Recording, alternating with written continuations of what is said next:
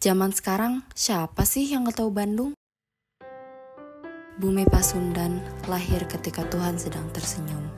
Dan di jantungnya ada Braga. Jalan bersejarah yang kini menjelma menjadi destinasi kuliner dan lifestyle. Kafe-kafe modern bermunculan, mengisi gedung-gedung tua dengan kehidupan baru.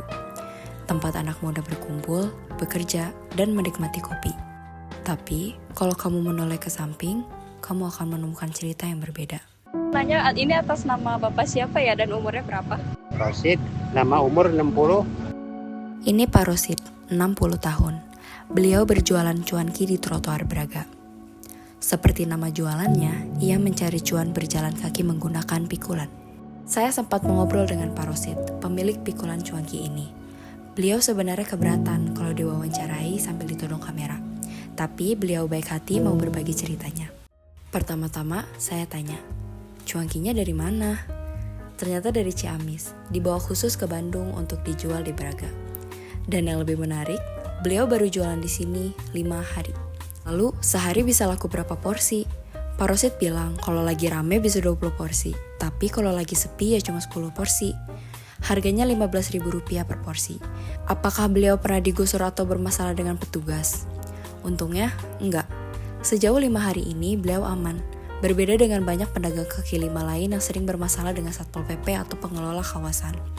Pak Rosid, setidaknya untuk awal-awal ini, bisa jualan dengan tenang. Yang menarik, saya tanya, apakah kafe-kafe modern di sekitar Braga ini bikin beliau khawatir atau ngaruh ke dagangan? Jawabannya, enggak.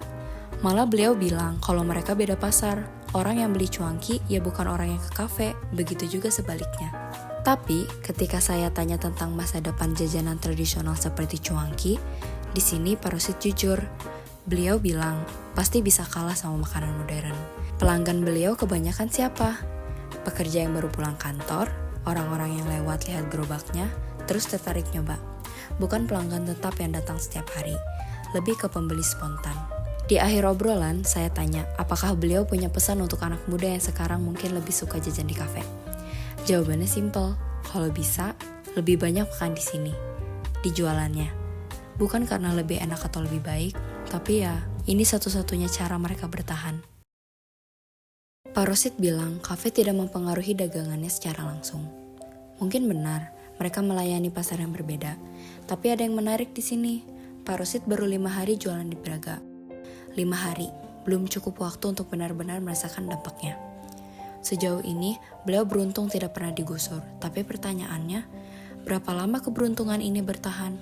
Apa banyak pedagang lain yang baru 5 hari, lalu minggu depan sudah harus pindah karena dianggap pengganggu estetika kawasan? Ini bukan soal rasa. Cuanki Pak Rosid mungkin lebih enak dari makanan kafe 70.000 itu. Tapi di era Instagram, makanan bukan cuma soal rasa.